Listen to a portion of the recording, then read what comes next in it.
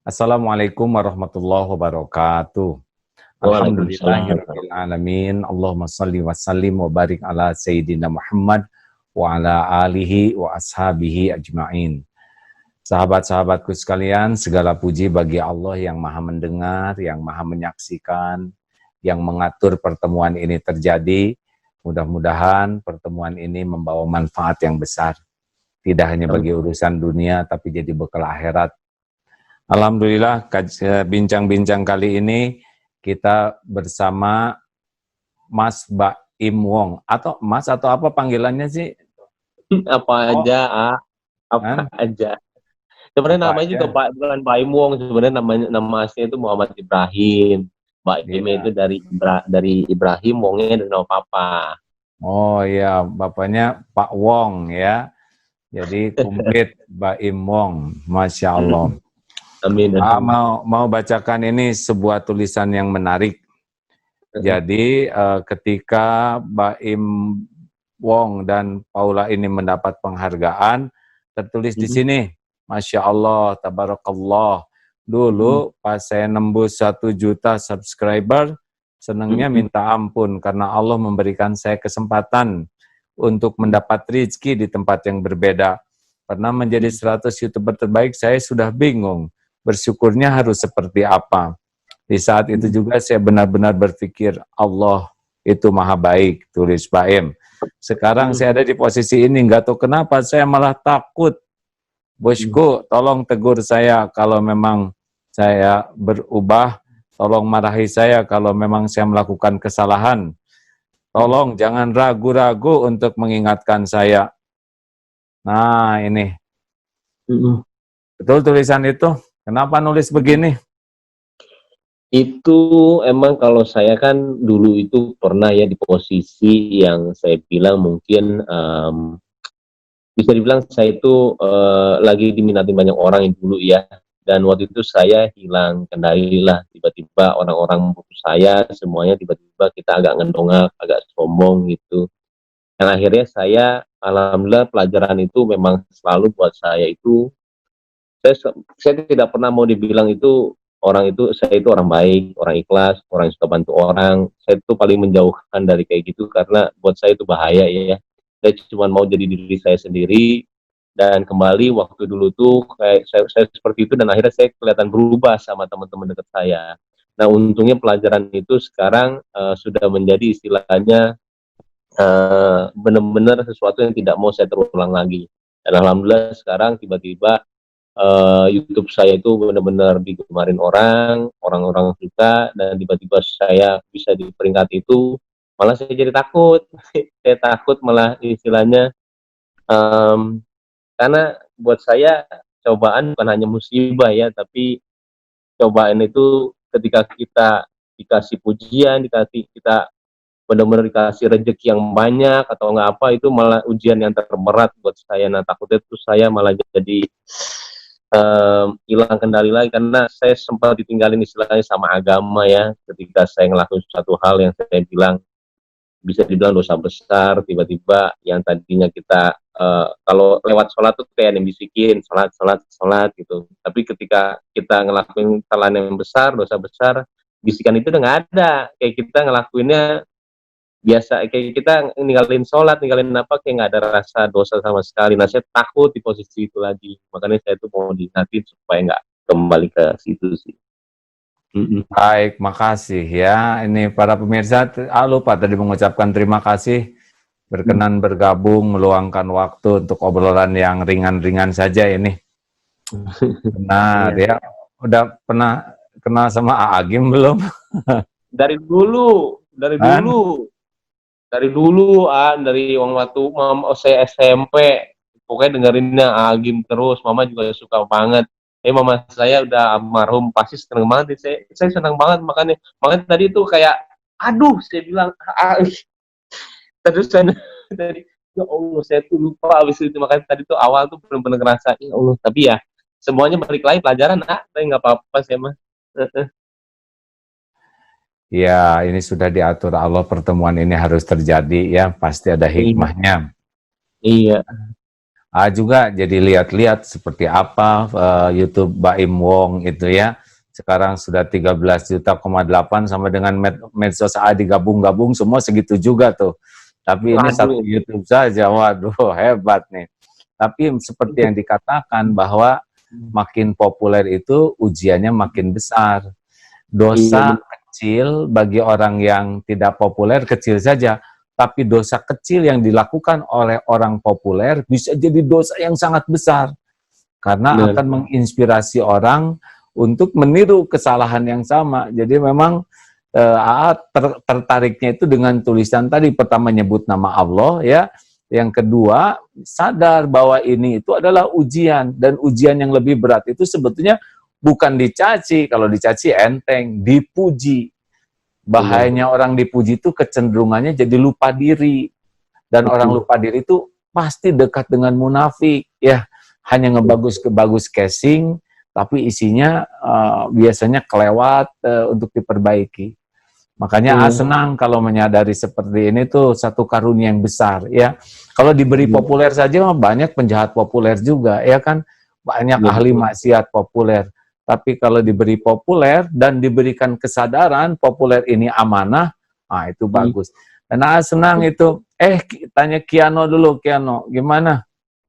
Tiger Wong. Kiano lagi di atas, terus juga kalau saya kan perkawinannya masih baru berapa setahun, masih agak-agak berantem Kang sama istri, pusing. Kemarin itu bener-bener masih berantem kecil, dan sekarang lagi agak-agak diem. Kadang-kadang lagi di atas Kang. Gitu ya, memang cara meningkatkan kualitas seorang kepala keluarga adalah dengan masalah. Jadi masalah itu tidak bahaya, yang bahaya itu salah menyikapi masalah. Makanya penting sekali belajar agama, karena ngerti kita bagaimana. Kalau enggak ya rumah tangga bagian capeknya aja. Kalau bagian di YouTube bagian bagus-bagusnya, bagian stresnya mah jarang ke film ya. Kebetulan nih saya mau nanya AA nih pertanyaan yang mungkin saya juga mikirin banget ketika awal saya mau buat YouTube ya. Jadi ketika awal saya mau buat YouTube itu, saya waktu itu mau bangun rumah buat orang, dan tiba-tiba saya kepikiran, aduh, kalau misalkan gua post nanti pahalanya nggak ada lagi, yang ada ria. Nah setelah itu saya nggak post lah itu untuk bangun rumah untuk orang itu. Dan tapi setelah itu ada kejadian lagi yang mungkin saya bisa bilang bantu orang. Akhirnya saya coba untuk post, dan akhirnya pujian itu ada lah ya, pujian ada. Kayaknya ini bisa, ini ya, maksudnya bisa istilahnya mengubah, kayak mencontohkan suatu hal yang baik kali ya sama orangnya ya kali ya. Akhirnya sampai sekarang saya ngepost. Dan menurut Agim sendiri tuh, saya sebenarnya masih sekarang sih pemikiran saya ketika saya ngepost itu, ya sudah deh saya bilang, yang penting saya melakukan sesuatu hal yang saya mau, dan saya tahu itu mungkin menurut saya itu benar. Kalau untuk pahala terserah deh yang di atas mau gimana, toh orang sholat juga belum. Baik, betul. Untuk tanyakan ya, saya takut sebenarnya saya nggak dapat apa-apa sebenarnya dari hati kecil saya. Tapi kembali saya gimana? Ya, memang amal itu kan yang penting dari sebuah amal itu dua. Satu, niatnya benar, lillahi ta'ala ikhlas. Yang kedua, caranya benar. Hilang salah satu, nggak jadi amal. Nah, gimana nih kita dilihat orang? Nah, kalau orang itu sudah dikenal, melakukan satu kebaikan, itu akan ditiru, itu niatnya agar menginspirasi orang, agar orang juga melakukan kebaikan yang sama, itu boleh. Tapi ada catatannya nih. Catatannya, kita berbuat baiknya tidak hanya yang diposting. Jadi kalau kita nolong orang, kita posting, tapi yang tidak diposting, lebih banyak lagi kita nolong orang. Yang repot itu, yang nolongnya cuma yang diposting aja. Berarti ini kita ngarep-ngarep nih.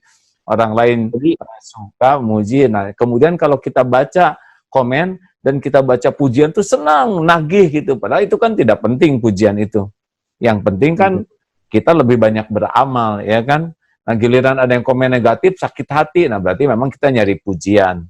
Makanya saran A tidak apa-apa posting kebaikan, tetapi yang tidak diposting kebaikannya lebih banyak. Jadi alhamdulillah nih Kang, benar, aduh seneng banget deh ngomong ini sama Kang. Jadi saya itu pernah satu saat lagi di mobil ya, saya di mobil ketika saya mau ngasih, oh ada orang itu tuh minta-minta buka kaca, saya langsung berpikiran kamera mana ya kamera. Nah di situ alhamdulillah banget tiba-tiba saya dibisikin, loh kok lu sekarang ngelakuin ini udah istilahnya berpikiran ke arah kamera terus ya, berarti nyatanya apa nih? Itu bisikan tuh kayak gitu. Nyatanya apa? Kok jadi kamera terus? Apakah emang ini cuma sekedar ini? Akhirnya saya bergumul di kepala saya tuh itu. Aduh, jadi gini ya setiap mau ngasih orang kenapa mikir kamera ya sekarang ya? Nyatanya nanti takutnya salah ini. Dan makanya tadi pasti bilang tuh bener banget. Jadi saya sekarang membagikan tuh, oh sekarang gue mau ada sesuatu yang nggak mau dikasih tahu sama orang dan ada yang pengen kasih tahu orang. Persis banget tadi ngomong alhamdulillah. Makanya tadi dengarnya ya Allah. Dan harus lebih banyak. Jadi kalau yang diposting 1 juta misalkan ya, yang sembunyi-sembunyi 10 juta lah gitulah. Jadi kalaupun yang diposting ini gagal, kita masih punya yang lainnya. Nah yang repot itu yang diposting 10 juta, tapi yang nggak diposting 1000. Nah inilah ciri-ciri. Nah, jadi karena udah kadung sekarang dikenal orang, takdir Allah begitu. Kan kita dikenal orang itu bukan karena kehebatan kita. Kita dikenal orang itu karena takdir Allah yang menguji kita dengan terkenal, dan karena Allah menutupin aib, jelek, kekurangan, kesalahan kita, ya kan? Iya, betul. Betul kan? Nah, oke. Dah, sekarang kita terusin nih ya. Jadi senang sekali itu kalau kita berbuat baik, kemudian mau ria, Allah mengingatkan. Itu nikmat itu. Karena ada orang yang hidupnya tuh pamer saja, segala dipamerin. Apapun dipamerin, beli ini dipamerin, dan itu khawatirnya mengedukasi orang jadi hedonisme, ya kan? Jadi padahal kan masyarakat yang ikut jadi subscribe atau apapun kan tentu saja rezekinya levelnya berbeda-beda. Nah, khawatirnya. Nah, sekarang apa yang paling penting nih sesudah diuji dengan banyak subscriber ini? Mau diapain itu sejumlah itu, An? Kalau saya itu malah terkadang benar kepikiran juga kalau saya tuh bilangnya semua itu titipan ya, Kang, benar-benar saya tuh nggak mau terbuai dengan apa yang namanya ini saya bilang dunia lah, benar-benar titipan. Misalkan orang lo hebat ya udah segini, titipan itu cuma. Jadi kalau misalkan suatu saat kehilangan, saya tuh tidak merasa ngerengek-rengek karena saya tidak mau istilahnya, karena banyak ya waktu dulu juga papa saya bilang, untungnya saya dibekalin sama keluarga saya itu agama yang saya bilang apapun dilarin sama agama, walaupun saya dulu bandel banget, dan memang ternyata ketika saya harus berubah tidak dengan orang lain, harus dari diri sendiri. Walaupun mau orang tua ngomong apa sama saya, ceramah sama saya berapa jam pun saya tidak ampuh sama sekali. Ketika saya membaca buku, barulah saya sadar ketika dibilang tujuan hidup itu adalah ketika semuanya itu adalah titipan anak, titipan harta, ibu, orang tua, yang ada cuma kita sama amal ibadah. Nah di situ saya langsung takut langsung mati. Saya setiap hari mikiran besok saya mati aja pokoknya. Nah saya mulai gitu itu. Ya? Wah, ini keren ini ya. Ini cerita nih ya, mumpung nyebut mati ya. Jadi memang, tapi ini bukan niat menggelincirkan hati ya. Ciri orang yang cerdas atau disebut akyas. Jadi kalau ingin tahu siapa orang yang cerdas, jangan lihat IQ-nya, jangan lihat gelarnya, tapi orang cerdas itu cirinya 2. 1, banyak ingat mati, dan yang kedua, sibuk mempersiapkan untuk kehidupan sesudah mati. Jadi kalau bagus itu, bagus. Tidak banyak orang yang ingat mati, bagus. Dan itu diobrolin tidak hanya diri, ke istri, ke anak juga diajak ngobrol tentang kematian ini. Dan tidak horor, karena memang itu bisa terjadi kapanpun juga. Bisa lagi bikin YouTube, YouTube, ya nggak, tiba-tiba kepleset, apalah, sangat mudah lah kalau takdir mati. Jadi kalau mati, ingat mati terus jadi gimana kalau udah ingat mati tuh? Jadi kalau ingat mati itu saya, jadi setiap hari itu kalau misalkan saya besok mati itu pasti dengan adanya saya sekarang, dosa saya sekarang, pasti saya masuk neraka nih. Aduh udah deh, saya minta ampun dulu deh, sholatnya bisa kadang-kadang lama, makanya kadang-kadang kalau sholat mau cepet-cepet juga udah mikiran, itu orang-orang yang dikubur itu dia benar-benar mau balik lagi loh, cuman mungkin dengan satu waktu ini aja, sedangkan kita dikasih sholat waktu ini, masa kita mau cepet-cepet gitu ya, saya bilang. Akhirnya saya dengan sendirinya saya sujudnya lamain, baca ini juga lamain, jadi saya selalu membalikan ke, karena memang ya banyak sekali teman-teman saya yang meninggalnya mendadak, dan pasti ketika di bawah itu pasti dia bilang, karena sebenarnya yang diwajibkan itu sebenarnya kalau kita mikir itu ringan banget apa yang disuruh gitu loh, cuman 5 menit 10 menit, tapi terkadang dengan dunia jadi kayak berat, padahal sih ringan banget. Itu sih yang saya Masya benar-benar. Allah, bagus itu. Udah punya kain kafan belum? Kain kafan belum. Nah, udah sekarang diukur ya, habis ini cari yang ahlinya, ukur kain kafannya, lalu siapin semua perlengkapannya, bungkus yang bagus, simpen di lemari. Kalau perlu batu nisannya juga ya, batu nisan kita beli, kasih nama, nggak usah dikasih tanggal, nanti horor ya. Nah, itu lumayan itu ya untuk membuat kita, oh cuman ini nih nanti yang saya bawa pulang, ya nggak?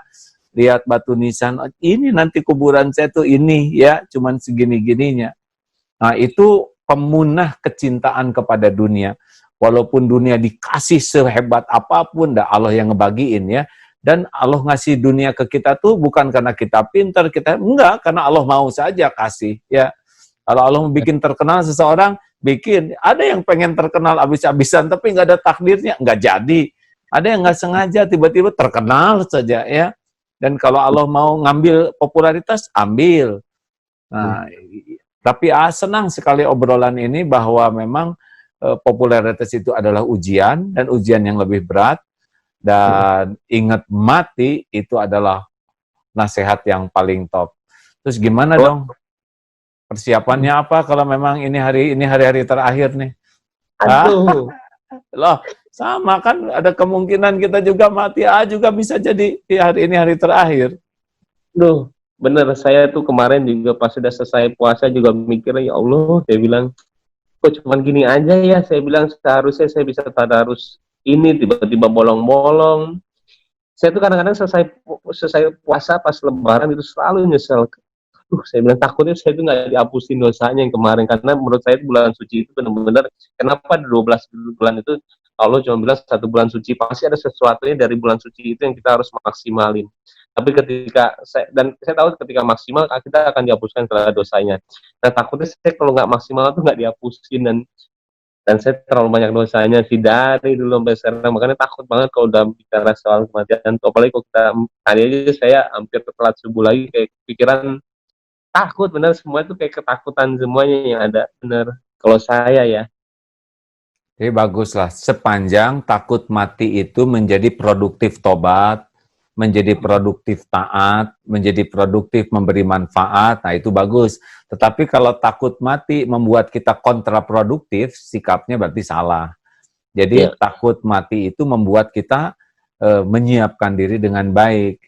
Oke, terus gimana itu yang 13,8 juta tuh nanti dia mempertanggungjawabkannya, Tuhan?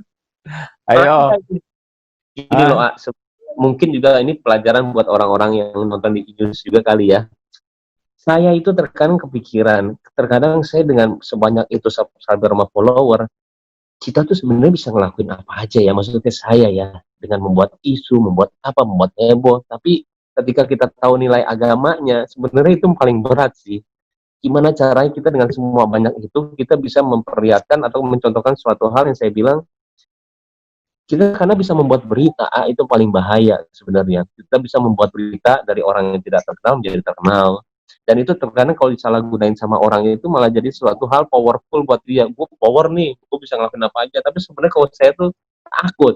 Dengan setiap saya posting, saya selalu hati-hati supaya apa yang saya keluar tuh saya mau jadi manfaat, bukan jadi istilahnya jadi, karena gini aja, 13 mendingan saya punya 1000 follower Berarti dosanya cuma 1.000, kok 13,8 juta kan dosanya 3,18 juta. Iya, benar. Itu harus diingat tuh. Dosanya gimana mikulnya ya. Paling asik mah sebetulnya tidak jadi orang terkenal. Betul. Tapi di sisi Allah di langit jadi orang terkenal. Tetapi karena orang Allah menghendaki terkenal ya, kayak kita ini diuji dengan, ya maaf lah, emang takdirnya begitu. Daa juga nggak kepikir begini. Diuji dengan popularitas, tinggal sekarang bagaimana popularitas ini membawa manfaat sebanyak mungkin bagi orang. Sehingga orang bisa meniru kebaikan. Dan setiap kali kita menirukan kebaikan, orang meniru, itu pahalanya kita juga dapat. Nah, contoh ini yang bahaya begini ya, kalau jadi orang populer. Ini dengar seorang ustadz waktu khotbah Jumat berkata begini, di mana ya perempuan yang suka berbuat maksiat itu? Tuh, dia ngomong gitu. Tuh, cuman satu kata-kata. Tuh, lalu orang itu datang ke sana maksiat. Nah, dia berbuat dosa, yang nyebut tuh itu kebagian dosanya. Udah gitu dia nyebarin ke teman-temannya. Tuh, itu tempat maksiat. Berdatangan ke sana. Setiap orang berbuat maksiat di tempat itu, dipikul juga dosanya oleh orang yang ngomong tuh seperti itu. Itu bahayanya populer tuh. Ya. Serem banget tuh datang tuh Pak. Siapa itu ajak sana? Dia harus ngomongin ini, dia yang banyak maksiat. Ini. Assalamualaikum warahmatullahi wabarakatuh. Assalamualaikum. Dengar nggak baru? Waalaikumsalam warahmatullahi wabarakatuh. Ini AA senang sama Baim ini cerita banyak ingat mati. Nanti gimana followernya yang banyak itu, apakah jadi pahala atau jadi dosa? Sama nih Raffi Ahmad juga nih, Han. Harus ingat mati. Kira-kira satu kamar ya. Kenapa jadi pada bingung begini? Enggak, ini kalian. Aku masukin di vlog aku ya punten ya Agim. Oh, baru juga ngomongin ingat mati ya. Biarin aku jadi follower aku semuanya pada denger dari Agim biar siap. Teruskan. Ini kenapa ini janjian pada datang apa? Iya. Tadi gue tuh marah, bro. Kenapa? Jadi marah sama ini, kirain ada tim lo yang kesini, teleponin gue mulu, mana im, ini di sini, ini tiba-tiba udah nungguin aja 20 menit, gue marahin tadi, sekarang sih lo ini tiba-tiba ini, astagfirullahaladzim, saya kirain dia, makanya tadi saya maaf lagi, dan timnya dia. Terus ditanyain tadi 40 juta follower gimana itu? Insya Allah, Agim, aku juga lagi pengen belajar supaya lebih bagus lagi, lebih baik lagi, jadi ada pesan-pesan yang baik buat follower aku. Juga kan sekarang udah punya anak satu jadi mikir mati juga. Gitu. Ya gini, tadi dibahas bahwa orang terkenal itu ujiannya lebih berat daripada yang tidak terkenal. Kalau terkenal itu memberikan contoh baik, maka pahalanya luar biasa. Tapi kalau orang diuji terkenal ngasih contoh tidak baik, dosanya juga luar biasa. Tapi orang terkenal itu bukan karena dia hebat, bukan. Kenapa orang terkenal? Karena Allah menguji seseorang, ini ujiannya kamu bakal terkenal. Apakah ujian ini lulus atau tidak? Lulusnya itu kalau dipakai baik. Makanya senang nih ngobrol dengan teman-teman yang diuji dengan popularitas, tapi punya tekad popularitasnya itu untuk kebaikan. Karena ada yang populer, tapi hanya untuk uang, makin populer, mau dibawa kemana coba kalau mati? Hah? Bawa apa kalau mati? Coba Raffi Ahmad, kalau mati bawa apa? Bawa amal dan perbuatan aja. Ya. Tuh, mobil yang bagus dibawa enggak?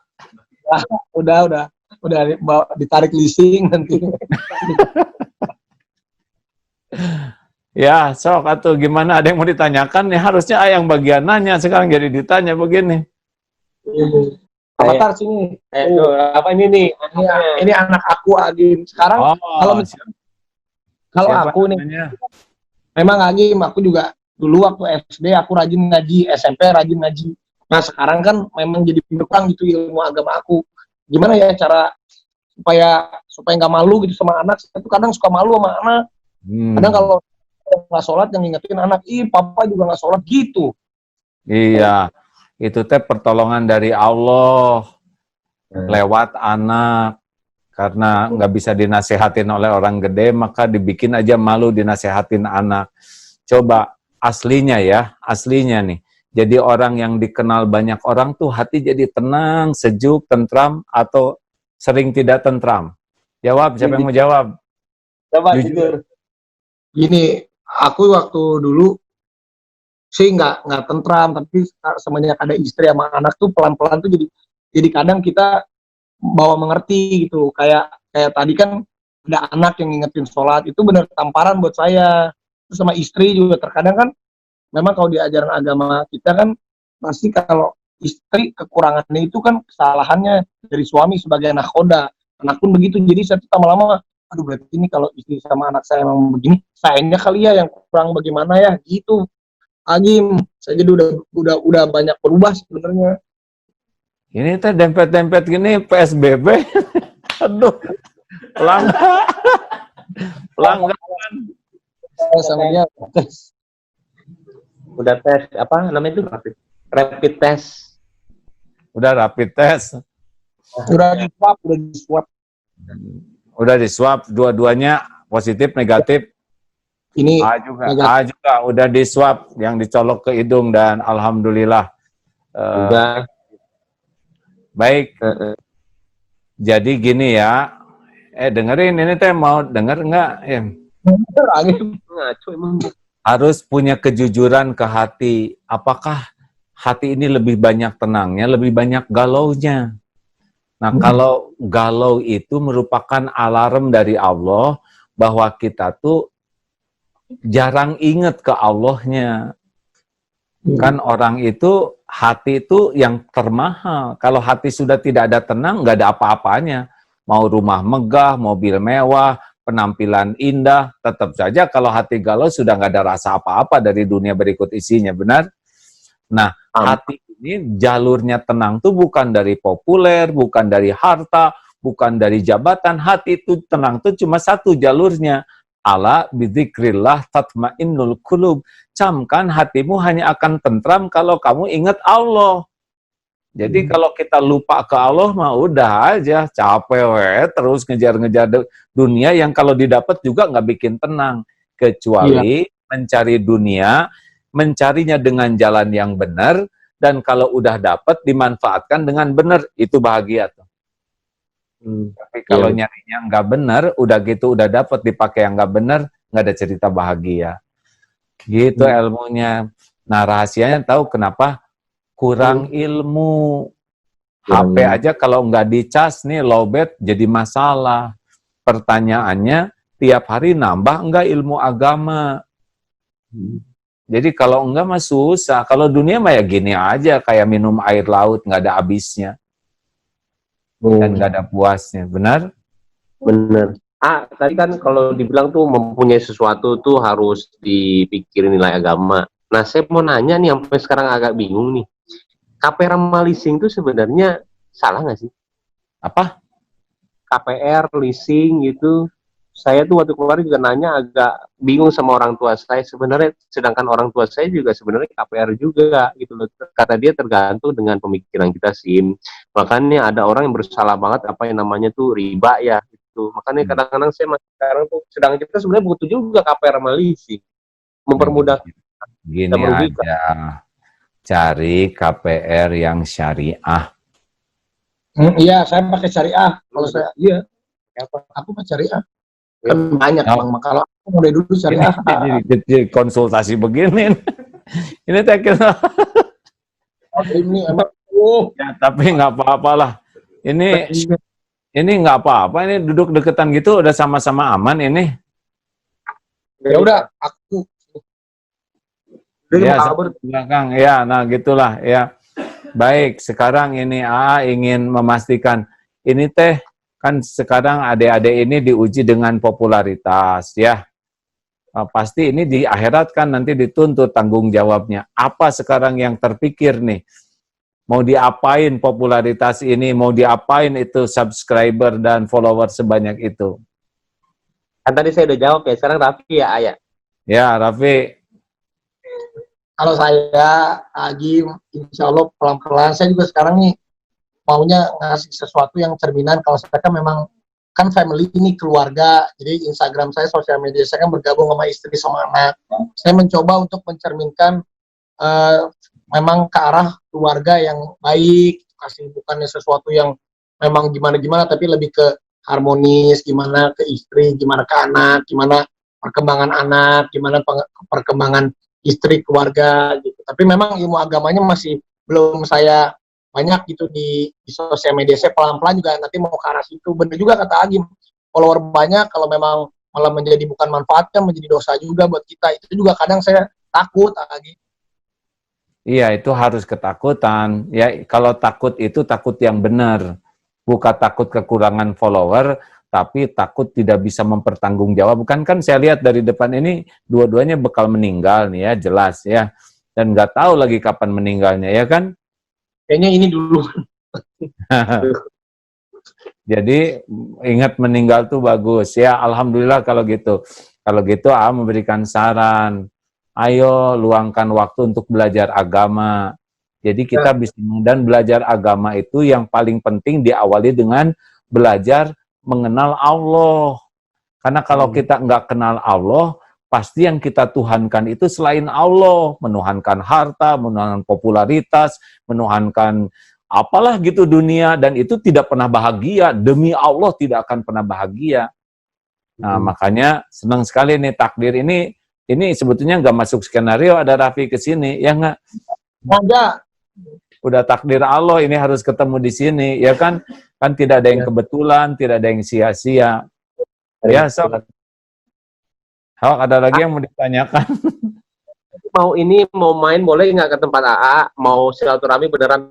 Saya tuh emang bener ngidolain kok, demi Allah. Kalau saya mah jelas orang Bandung. Orang Bandung mah Kak Agim mah pasti idola gitu.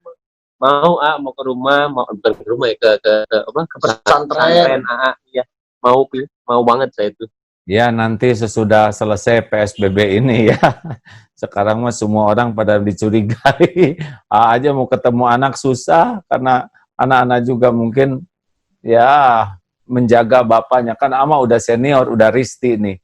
Resiko tinggi ya. Kalau yang itu bawa penyakit bahayanya. Kalau yang ini kena penyakit bahayanya. Ya, baik, nah terakhir ini ya. Udah berapa menit nih ngobrol kita nih? Lama. Tadi saya nunggu 20. Jadi begini nih adik-adik, pentingkah ilmu agama dalam keluarga sampai sejauh mana? Ini kan sudah melalui hiruk pikuk perjalanan. Coba jawab dulu, Mang Baim.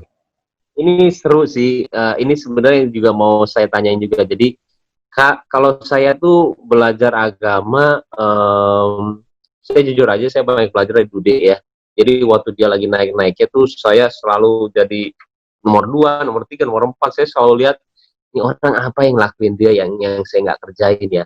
Nah saya belajar tuh tiba-tiba dia puasa, dan puasanya juga bagus ya. Puasanya tuh pas siang tuh ditawarin makan, saya lihat tuh Bude makan pas lagi syuting bareng. Dia bilang udah, ada dia nggak bilang lagi puasa, dia bilang udah.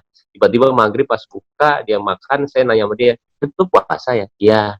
Oh ternyata dia puasa itu tidak perlu orang lain tahu. Dan akhirnya juga sama sholat duha dia ini, dan akhirnya saya tuh ngerasa kayak sebenarnya Islam itu sebenarnya tidak usah mengajarkan, dia membawa dirinya itu sebagai orang Islam, dan biar orang melihat dia dan akhirnya belajar sendiri. Nah itu yang saya mau ajarin ke keluarga saya. Apakah benar ya ketika sekarang itu saya sama Paula itu, saya lebih mau dia itu melihat saya, bukannya saya itu ngomong sama dia untuk sholat, kamu sholat, tapi saya selalu ngeliatin dia tuh, ini loh, gue supaya dilindungin, supaya banyak rezeki, gue tuh sholat, gak ninggalin, gak ini, insya Allah gak ini, ada namanya sholat malam juga, tapi saya tidak pernah memaksakan dia untuk bangun, yuk sholat malam. Nah itu menurut Agim, saya seharusnya pilih yang mana, pilih A apa yang B itu loh.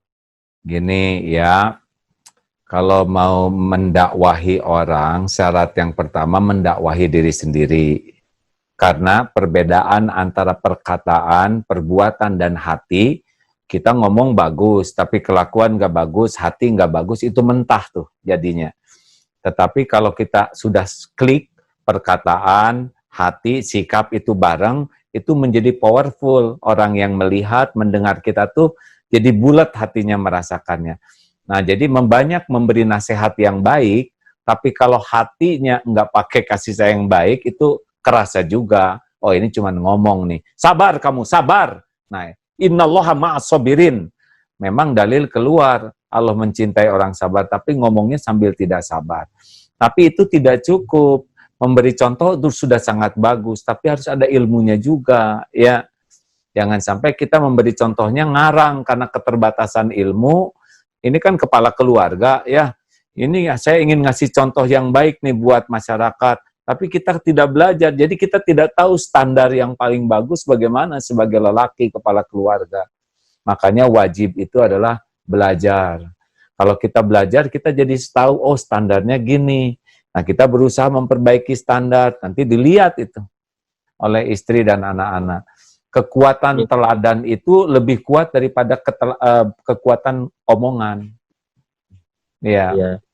Nah, jadi saya juga senang Rapi Ahmad mau bikin sesuatu contoh yang baik dalam rumah tangga sakinah.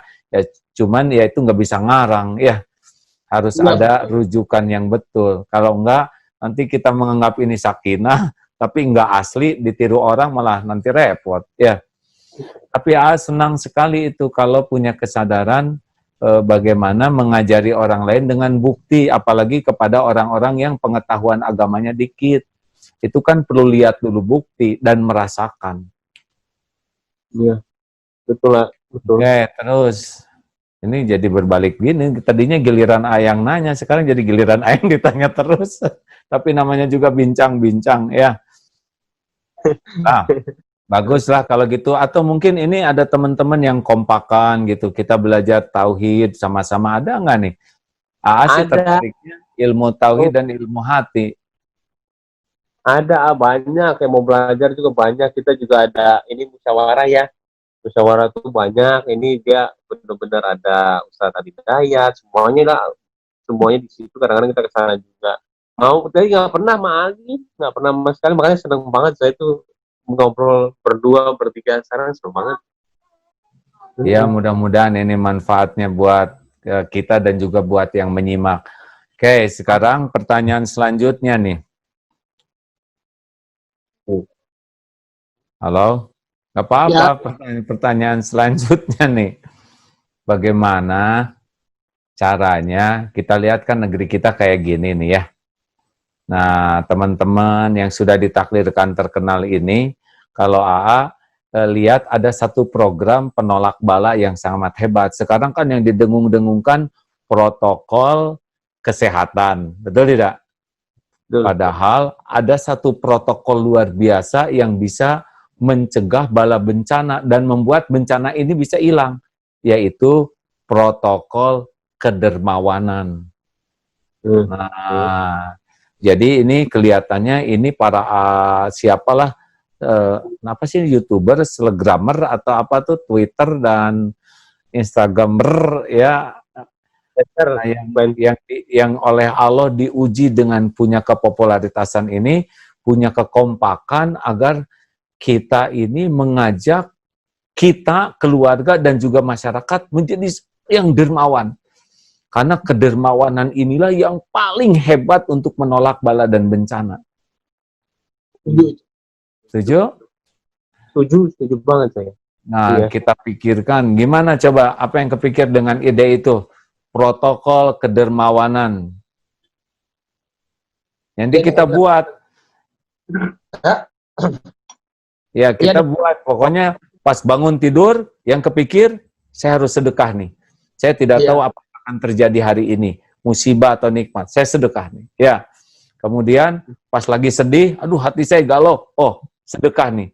Nah, gitu. Jadi, anak rewel, ini kurang, saya harus banyak sedekah nih, supaya Allah menolong, menenteramkan.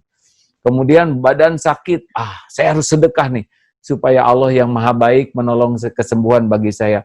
Sehingga kepikiran sedekah. Gimana pendapat ini para teman-teman? Setuju saya. setuju banget memang, karena ilmu dari sedekah itu, sedekah dengan ikhlas itu pasti itu yang membawa pintu rezeki buat kita. Rezeki itu kan bukan hanya harta aja, tapi kesehatan, juga kebahagiaan, ketenangan. Itu karena kuncinya memang sedekah itu memang sangat penting. Itu sedekah dengan ikhlas itu sangat penting sekali. Saya setuju banget. Memang memang benar protokol kesehatan itu perlu, tapi yang lebih penting yang Agi sebutkan tadi, sedekah itu paling paling luar biasa, paling tajam. Bagaimana Om Baim Wong? Kalau saya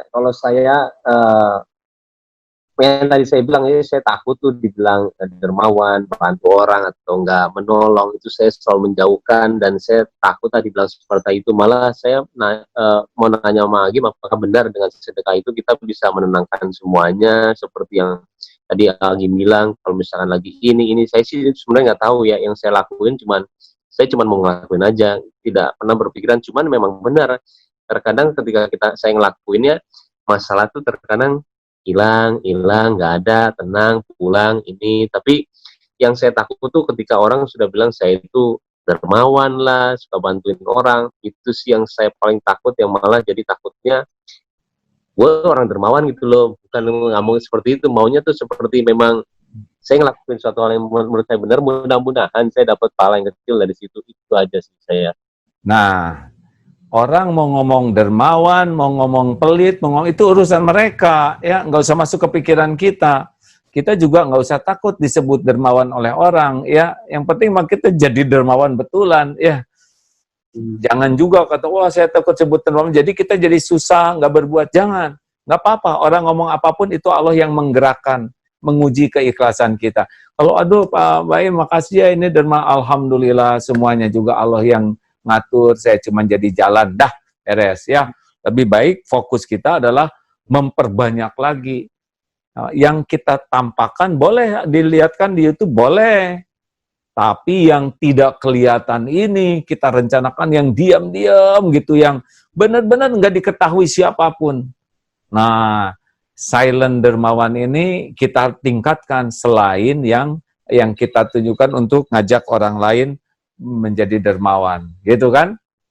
Ya, Wah, amin. ini luar biasa nih, karena kalau dermawan diam-diam itu kebahagiaannya melampaui, ya. Kebahagiaan. Kalau kita udah derma, kemudian kita kurang bahagia, itu mungkin ada sesuatu yang ada di hati kita yang belum bersih, ya. Nah, obatnya adalah kita senang berderma yang rahasia, yang orang lain tidak ada yang harus tahu lah. Nah, gimana caranya kita menyembunyikan seperti cucunya Ali bin Abi Thalib itu ya? Itu kan tidak diketahui itu di Madinah tuh. Tapi biasanya kenapa ini ada karung-karung beras, gandum, ya? Siapa nih yang suka ngirim ini? Nggak pernah ketahuan.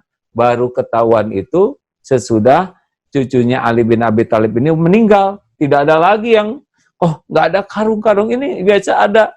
Oh ternyata beliau, dan nampak bekas di bahunya tuh yang biasa memikul sendiri. Nah, mungkin kalau kita sih pakai berbagai cara ya, tapi intinya adalah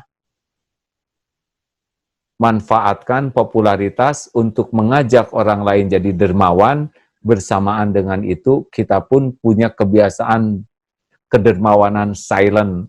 Jadi kalau yang nampak kurang ini, yang silent ini nanti berhasil. Begitu? Nah, sekarang ini tanya tentang, dulu orang tua gimana Pak Baim? Ngajarin apa yang paling berkesan dari pendidikan orang tua? Yang dan turut itu ya, berbelasungkawa ibunya wafat, innalillah wa inna ilaihi raji'un, Allah maghfirlaha warhamha wa'afiya wa'fu anha. Gimana tuh?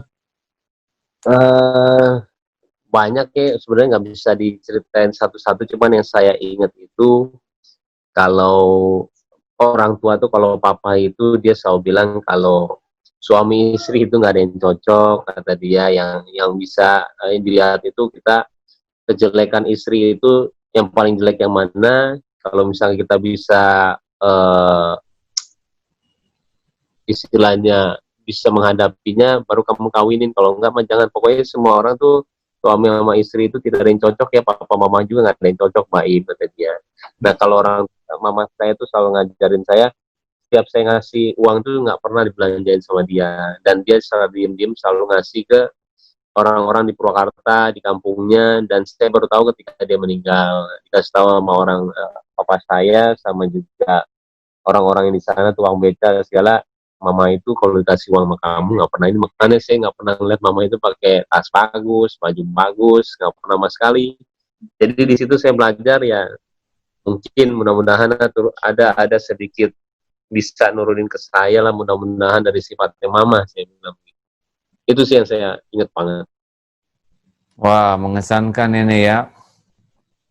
Anak memberi uang ke orang tua dan orang tuanya digunakan untuk memperbanyak amal soleh. Itu orang tuanya dapat pahala, anaknya ngasih juga dapat pahala. Itulah keberuntungan kalau uang ada di tangan orang yang baik-baik, ya kan? Dia akan menebar lagi kebaikan. Yang bahaya tuh uang ada di tangan orang yang kurang iman, hanya jadi tempat kemaksiatan, na'udzubillah. Nah sekarang anak tuh, Tiger Wong, mau diapain itu? Yano, nanti besarnya mau dijadiin apa?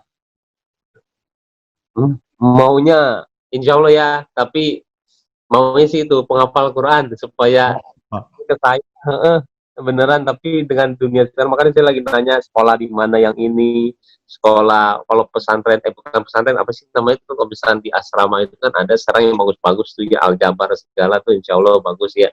Saya udah nanya-nanya sih, karena saya sebenarnya mau, karena doanya anak itu ketika kita meninggal yang ada cuma doa anak yang soleh. Mau banget saya, karena saya sendiri juga ternyata susah ya untuk hafalin surat baru aja, sampai sekarang cuma niatan aja. Mudah-mudahan anak saya Islam bisa yang awal satu Quran. Amin, amin.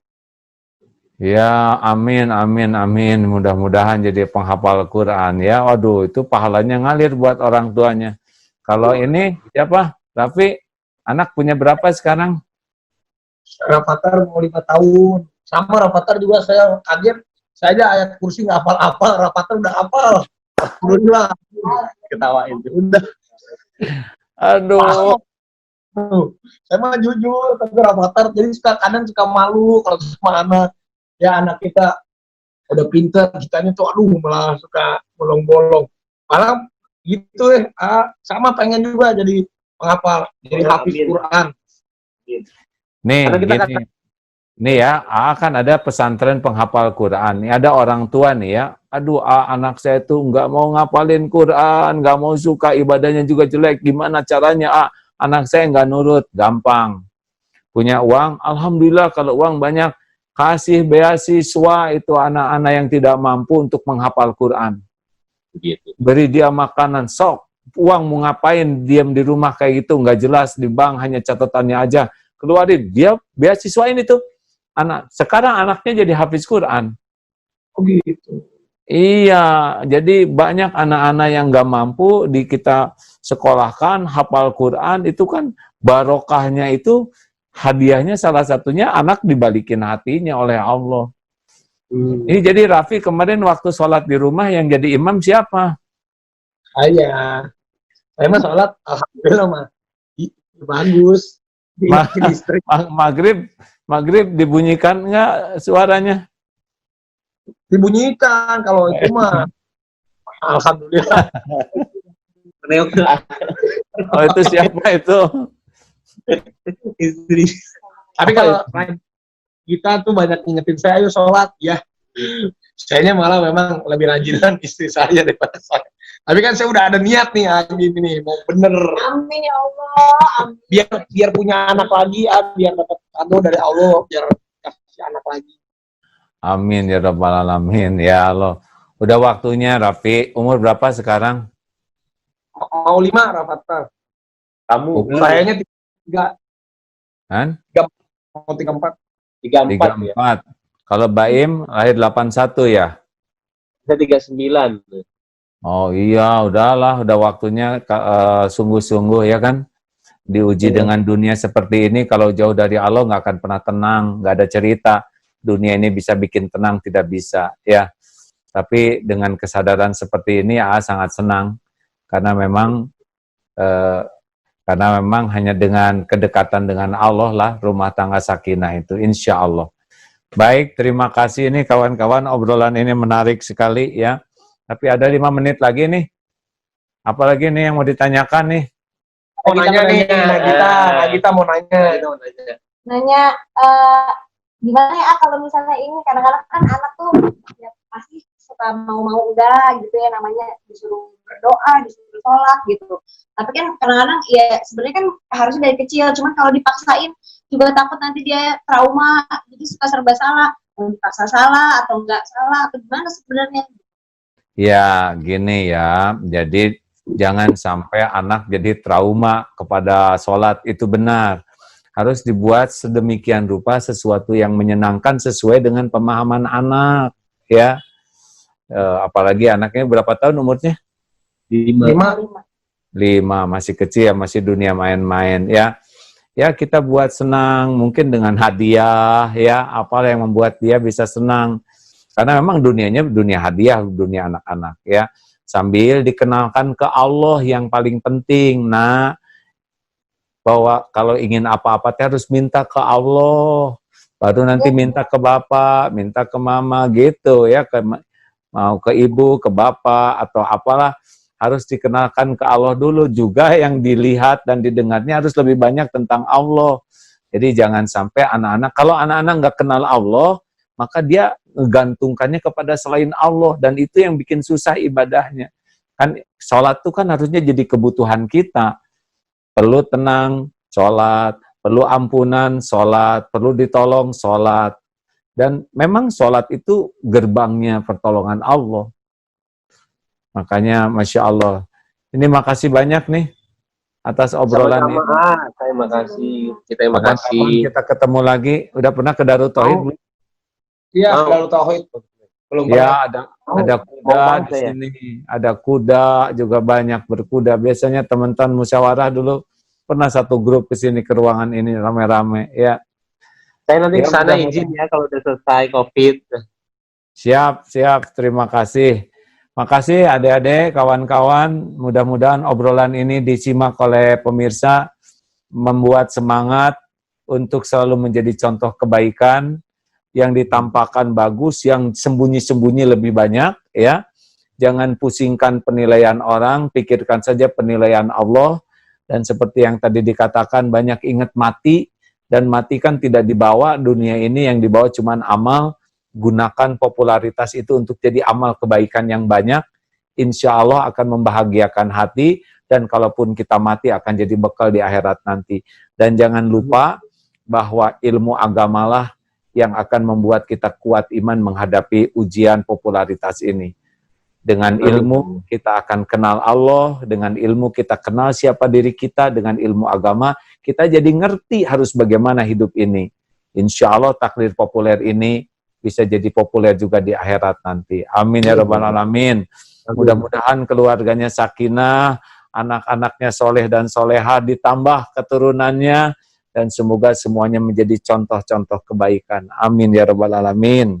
Terima kasih pemirsa yang budiman. Ya, kita sudah simak obrolan yang sederhana ini. Mudah-mudahan ada hikmah, dan doakan kakak-kakak kita ini, kalau sama adik ya, ke adik-adik ini supaya benar-benar dijadikan tauladan kebaikan yang maslahat bagi bangsa kita khususnya, dan juga bagi masyarakat lain pada umumnya.